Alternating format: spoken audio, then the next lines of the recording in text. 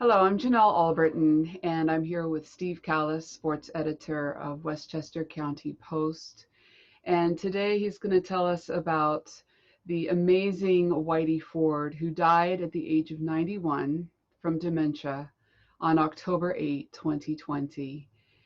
Steve, tell us, besides the date of his death, tell us more about October 8 and the significance of this day for Whitey Ford. Great to be with you as always, Janelle. October 8th, 1961. You old time Yankee fans will know all about this.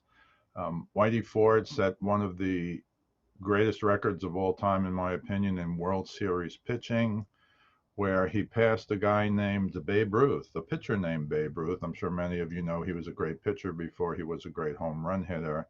Uh, 43 years earlier, in 1918, Babe Ruth had completed 29 and two-thirds consecutive scoreless innings in the World Series, a record that many thought would never be broken. But on October 8th, 1961, 59 years before the date of Whitey Ford's death, he surpassed that in a World Series game, of course, and he wound up pitching 33 and two-thirds consecutive innings. To this day, still the record. So from 1918 to 2020, only two people have held that record. One is the great Babe Ruth as a pitcher, and now, of course, the late, great Whitey Ford. 30. That's amazing. That's a lot. I imagine there are more statistics that you've been able to, more nuggets you've discovered for us. Yeah, well, there's a lot of stats for Whitey Ford. 236 wins, only 106 losses. He has the greatest win percentage of any pitcher in the 20th century who had more than 200 wins. And he really had a whole lot of other records, but I'll just give them to you briefly. Six-time World Series winner, eight-time All-Star. I did want to give one nugget about the All-Star team. I looked in 1963. Whitey Ford was 24 wins, 7 losses. He had the most wins in the American League, yet he wasn't on the All-Star team, which struck me as incredibly weird. So I did some research. I looked up his record at the All-Star break. Sometimes guys are just okay and then they become great. But he was 13-3 at the All-Star break, which is incredible. And I looked further, and Ralph Houck, his manager, was the manager of the All-Star team. So how could he not be on it? He's Whitey Ford. And I finally found an article from way back when that said Ralph Houck, the manager of the Yankees, went up to Whitey Ford, the star pitcher of the Yankees, before the 1963 All-Star team was selected and said, Whitey, I'm not going to pick you this year because the National League team is all righties. You're a lefty. I'm afraid you won't do well against them. And the reports are Whitey took it all okay, which I find hard to believe. But in any event, um, for you old timers, you know they had Willie Mays, righty hitter, Hank Aaron, righty hitter. The left side of the All-Star infield was Dick Groat, who had recently won an MVP, Ken Boyer, Clete Boyer's brother, who was also a power hitter. So yes, they had, I think, 9 righties or 8 righties in the pitcher in the lineup. So that always struck me as weird. If that happened today, people would go ballistic. Sports talk radio would go nuts. But he did not make the All-Star team in 1963, which struck me as just absolutely ridiculous. Another thing people don't know about Whitey Ford, in 1955, he pitched back-to-back one-hitters. So he never threw a no-hitter, which, of course, people like to have. But to throw a one-hitter and then pitch 5 days later and throw another one-hitter, of course, is just Wow. another incredible thing. Another interesting thing is he has the most World Series wins in the history of baseball, 10 World Series victories. And then people who want to criticize him will say, well, he also had the most World Series losses. He had 8 losses. So I was like, wow, Whitey Ford losing 8 games in the World Series. Let me go back and research that. And in his 8 World Series losses, the Yankees scored a total of 18 runs, which is just a little more than 2 runs per game by straight math. And also, 2 of those games, the Yankees were shut out, so Whitey Ford had no chance to win those games. So when you say, yeah, he was 10-8, so he had the most wins, but he also had the most losses, it's true, but again, he had no run support in the Yankees when he played. Where the greatest hitting team of all time, the 1961 Yankees, et cetera, et cetera. And just to go back on the 33 and two-thirds innings pitched, he threw 2 shutouts in the 1960 World Series, which the Yankees lost, 18 innings. And they lost, many believe, because Casey Stengel, the manager, didn't start Whitey Ford in game one. In the old days, you could pitch 3 games in a 7-game World Series. He didn't start until game three, was criticized then, was soundly criticized later. Again, no sports talk radio or anything back then. But he threw 2 shutouts in the 60 World Series, which they lost. Bill Mazeroski's home run for you old timers in game 7 in the 9th inning. And then he threw a 9-inning shutout in 61. And then the second time he pitched, he threw 5 innings of shutout ball, fouled the ball off his toe, had to come out of the game. So he had 14 innings there. And then the 62 World Series against the San Francisco Giants, which the Yankees would go on to win in 7 games after beating the Reds in 61 in 5 games. He pitched 1 2/3 innings and then gave up a run on a bunt single, which people will laugh at today, in the second inning of his first start in the 62 World Series. So those are the 33 2/3 innings that he pitched. And I think that's a record that will never be broken. You've heard about Oral Hershiser and his 58 innings regular season. You've heard about Mariano Rivera, 34 innings, but over the entire postseason. Whitey Ford only pitched in the World Series. There was no other playoffs back then. So you faced the best team in the other league, and that's what he did. Nothing against Rivera, one of the greatest pitchers ever, but he did it in early rounds against the Baltimore Orioles or whoever who really weren't like World Series caliber. So an incredible career. I will say 25-4 in 1961. He was the MVP of the World Series against the Reds. He won the Cy Young Award as best pitcher. And, the guy's just a walking statistics, all-time leader in strikeouts with 94 in the World Series. I could go on and on. Most people know those numbers. I'd rather try and, look for other interesting things. Well, you're great at the research, and you really find these interesting little nuggets. So tell me, there are some people who think you should have won more than 236 games. Why do they say that? Well, they're mistaken when they say that, but that was a minor criticism. When Whitey Ford pitched, there were guys who would win 300 games, and here's what happened, and here's the story. First of all, he called up the scout who drafted him, Paul Critchell, in 1949 and said, I'm ready for the major leagues, which is kind of a bold thing to do. And the Yankees were like, yeah, we'll give you a little more time in the minors, but they brought him up in 1950. I say that because in 1949, not only did the Yankees win the World Series, he could have pitched and maybe won a few games. In 1950, they brought him up later in the season. He won his first 9 starts. He went 9-0. I mean, that's incredible Wow. for a guy to walk into the major leagues. He then lost a game in relief. So in the regular season, he was 9-1. And because he was so good in game 4 of the 1950 World Series, the Yankees were already winning 3-0 against the Phillies. He started and won game 4 of the World Series as a rookie. Pretty incredible. Amazing. Then in 1951 and 52, he was in the Army. It was the Korean War. He was in the Army for 2 years. Not only did he miss 2 full seasons, who knows how many games he would have won then, but he would have had 2 more World Series championships, and I'm going to just pick a number, say 30 more wins. And then, many people missed in World War II and in the Korean War. A lot of guys missed a lot of times. People kind of forget that in 2020. And then just as interesting, maybe more interesting, from 1950 when he started through 1960, Casey Stengel was the manager. Whitey Ford, they had a great pitching staff, but he was obviously one of the best pitchers. And Casey Stengel would save him. Back in the 50s, people pitched every 4th day. So you'd pitch on Monday. You had Tuesday, Wednesday, Thursday, 3 days of rest. I'm sorry. You would pitch on Monday and then Friday, for example.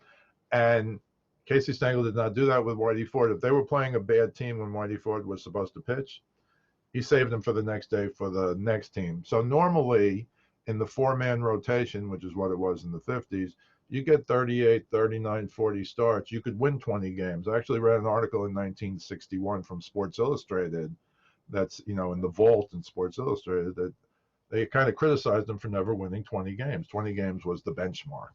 And he never won 20 games because he never started in his first 9 seasons more than 30 games when other guys are getting 38, 39, even 40 starts. One time he had more than 30 starts, and that was only 33. So he had won 19, he had won 18 a few times. But Casey Stengel was fired in 1960 because he lost to the Pirates. And again, some people think because he didn't start Whitey Ford in game 1. And Ralph Houck took over. And the first thing Ralph Houck said to Whitey Ford was, I'm going to give you the ball every 4th day. I don't care who we're playing. So in 61, he went from a 30, 33, 28 game starter to 39. He actually led the American League in starts with 39. And not surprisingly, he won 25 games. Wow. Not 20, 25. So he was 25-4. I think his ERA was actually over 3, which was kind of high for that time, but he was on a bomb squad. He was the Cy Young Award winner as best pitcher. He pitched the 14 innings of shutout ball in the World Series, which we talked about against Cincinnati. He was the World Series MVP. And he became Whitey Ford, like even at a higher level. So in those 4 years, 61, 62, 63, 64, he started 39, 38, 38, and 39 games. And his record for those 4 seasons was 83-25, video game numbers. So he became even greater because Ralph Hack just gave him the ball. And as I talked about before, so he led the major leagues in wins in 61. And 2 years later, he was 24-7, but didn't make the All-Star team. We already talked about that. But he did lead the American League in wins. And this was all because Ralph Hack just said, here. And he was already in his 30s. So some people might have said, well, you had it easy in your 20s. How are you going to do this in your 30s? 31 maybe. Yes. So it was, I think the 4 years, he was like 30, 31, 32, 33, something like that, early 30s. Pretty incredible. And then, unfortunately, eventually he had some arm trouble. He had some elbow trouble. He had some numbness. He had some surgery. And, towards the end, here's a guy who only lost 10 or more games twice in his career. And he played all 16 seasons with the Yankees. These, again, are video game numbers. And one of them was towards the end when he wasn't quite Whitey Ford. So just an incredible career, an incredible guy on and off the field, guy who had a lot of fun playing baseball. And again, when they say he won 6 World Series, that's true. But he could have won in 49 if they brought him up. He definitely would have won in 50, won in 52 if he didn't have to go into the service. That's 3 right there. And I'll even say that if he had started game 1 in 1960, they would have easily beaten the Pirates. I'm biased, I'm a Yankee fan. But that could have been 4 more World Series is all I'm saying. So as great as he was, and he was great, he should have been on at least 1 more All-Star team, and he could have easily won a few more World Series. The greatest Yankee pitcher of all time, some people might say Mariano, one inning reliever, hard to compare. But the greatest Yankee starter of all time, the greatest Yankee winner of all time, and again, the greatest win percentage in the 20th century, 69% of his games with any pitcher over 200 wins. That's really amazing. So you said he had a lot of fun playing baseball. Tell us some stories of, Whitey Ford out on the field. Well, it's more Whitey Ford, not necessarily on the field, but I'll say this, and a lot of people know this story, but the one Whitey Ford on the field story I'll give you, which is very funny, is because he wasn't really on the field. In 1963, there was an unknown rookie named Pete Rose, who nobody knew who Pete Rose was. He hadn't even played in the major leagues. And they were in spring training, and there are different versions of the story, but Ford is given credit for this. And the story I like the best is that Whitey Ford and Mickey Mantle, best friends.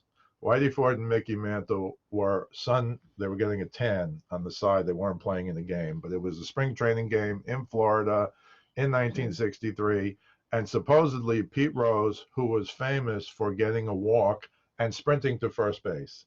But in 63, nobody even knew who this guy was. So the Reds are playing the Yankees in an exhibition game. Supposedly Mantle and Ford are lounging on chairs, working on their tans, watching the game. Pete Rose gets a walk, sprints to first, and Whitey Ford, and Mickey Mantle gave him credit for this. Whitey Ford turns to Mickey Mantle and says, who does that guy think he is? Charlie Hustle? So, of course, that became one of the most famous nicknames in the history of baseball.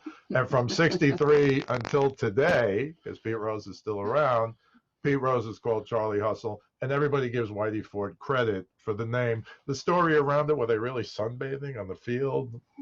Makes for a good story. But Yeah, that's the most interesting, putting in quotes there, on the field. But there's a few off the field stories. Now, Mickey Mantle was, by his own admission, the hick from Commerce, Oklahoma. Whitey Ford, born in New York City, moved to Astoria when he was 5. He was the New York City street smart kid. And Billy Martin was the third of the trio who wasn't remotely near them as players, but they were called The Three Musketeers by Casey Stengel, and also the Whiskey Slicks. You'll know why I give them that nickname later on in Okay. these stories. Um, so they hung out together, and it was kind of viewed by the Yankees that Billy Martin was a bad influence, certainly on Mickey, and maybe even a little on Whitey, the street smart New York City kid. In 1957, very famous story. Any Yankee fan knows it. They went to the Copacabana when it was really the Copacabana, the number one place in New York. And they went after a game. It was those three and Hank Bauer, who was another very good Yankee player in the glory days. And they somehow got into a fight with members of a bowling team who were at the Copacabana, maybe after bowling, who, of course, had had a few too many. And there was a fight, and Hank Bauer, the fourth Yankee there, was accused of breaking the nose of one of the bowlers. And this was page one news in New York City. And you could look up the Daily News. It was on page one of the Daily News. And so there were a bunch of claims back and forth, charges back and forth, and Mantle was like, I didn't do everybody, I didn't do anything, I didn't do anything. And eventually no charges were brought, but it just kind of showed you the mentality of these guys. We don't care, we'll fight you, you're bowlers. We don't care, we're at the Copacabana, we'll fight anyone. And no charges were ever brought against Hank Bauer for assault. You break a guy's nose, maybe you should be arrested for assault. But nothing happened except the Yankees thought that Billy Martin was a bad influence, and later he was traded, which was kind of, the Three Musketeers were no longer, the Whiskey Slicks were no longer, but he was traded. So in 1958, the next year, Mickey Mantle, Whitey Ford, Yogi Berra, another all-time famous Yankee, right? Everybody knows Yogi Berra. And the Yeah. first baseman named Bill Muscowren, another good Yankee player. They actually went on the Ed Sullivan Show to sing "Take Me Out to the Ball Game." Now, you think that's hysterical, and it was. I'm happy to say I didn't see that, but but But you could find a clip of it if you but wanted to. maybe. I'm But pretty sure you But could. here's the interesting thing that you will love. They sang it with a guy named Jack Norworth. So it's four famous Yankees with a guy nobody knows singing "Take Me Out to the Ball Game" on the Ed Sullivan Show, which at the time was like the biggest show, Sunday nights, 8 p.m., the biggest show in the country. And it turns out, and I, of course, had no knowledge of this, Jack Norworth is the guy who wrote "Take Me Out to the Ball Game" in 1908. So on Wow. the 50th anniversary of him writing it, he brought in 4 Yankees, 3 of them incredibly famous. They brought Great. in the guy who wrote the song, and they sang it all together. Classic. The final off the field Now I story. really want to see that video clip. Now, the final off the field story occurred in 1974. Whitey Ford gets into the Hall of Fame, and Mickey Mantle gets into the Hall of Fame. And Mickey Mantle, as great as Ford was, people think Mickey Mantle is one of the, 10 greatest baseball players who ever lived. Hero to all New Yorkers if you grew up during that time. And they're at the induction ceremony up in Cooperstown, New York. It's not the incredible deal it was now where you get 25 or 30,000 people, but it's still Mickey Mantle and Whitey Ford, so everybody from New York was up there. And a reporter asked Whitey Ford the following question. So you and Mickey, the chemistry and the friendship over the years, because, they didn't know each other. He was from New York City. Mickey Mantle was, again, by his own admission, a hick from Oklahoma. How did you guys, the chemistry and friendship, how did you develop it over the years? And Whitey Ford turned to the guy and just said, we both like scotch. So that just gives you a small sampling of the fun these guys had, the love they had for each other. We'll go play in the World Series and kick butt. We'll go fight in the Copacabana. We don't really care. But as Mantle always said, because his father had died very young, if I knew I was going to live this long, and you'll remember in 1995, Mantle became, a spokesperson, Mm. and he had lived into his 60s. His father had died at like 38. And Mantle said, if I knew I was going to live this long, I would take better care of myself, which is both funny and sad. And again, 1995 is not 2020 where we know so much more and take care of ourselves better, hopefully. But that's the kind of camaraderie that they had in the 50s, in the 60s, all the way through. Mantle died in 95, Yogi Berra died in 2015, and now Whitey Ford has died in 2020. Very sad, but at 91, that's a great run. So it's good to remember his life, I think, with these kinds of stories. Absolutely. And for him to die on such an auspicious occasion, or the anniversary of Right. such an occasion, Yes. is if um, if he had known in advance that he would have died on October 8th, he might have envied himself. Well, I will say this one final thing. This was reported in the papers for October 8th, 2020. Whitey Ford was at home with his family. He married his wife Joan, I believe, in 1951 or two on leave from the army, Mm. and they were still married in 2020. I mean, that's incredible. But he died with his family, and the Yankees were told that he was watching the Yankees beat the Tampa Bay Rays in Game 4 of the playoffs a few days ago. Yes. Unfortunately, they put a they put a number 16 patch on their jerseys for Game 5, the deciding game. But maybe because Whitey wasn't around, they lost 2-1, and the Yankees were eliminated. They did win Game 4, the final game that Whitey Ford saw, according to his family, but they did lose Game 5 the next day. Well, that's all right. We wish the Yankees better luck next game Yes, which won't because I be know you're a fan. which won't be till next year, of course. But that's how it goes sometimes. Yeah, that's how it goes. And that's all we have for today. Thank you, Steve. Great stories. Thanks for the hard work on the research. I know you really dig deep to get these Oh nuggets for yeah, us. it was fun. Thank you for that. And that's all we have for this installment of Speaking of Sports. The beautiful Whitey Ford, dead at 91, October 8th, 2020.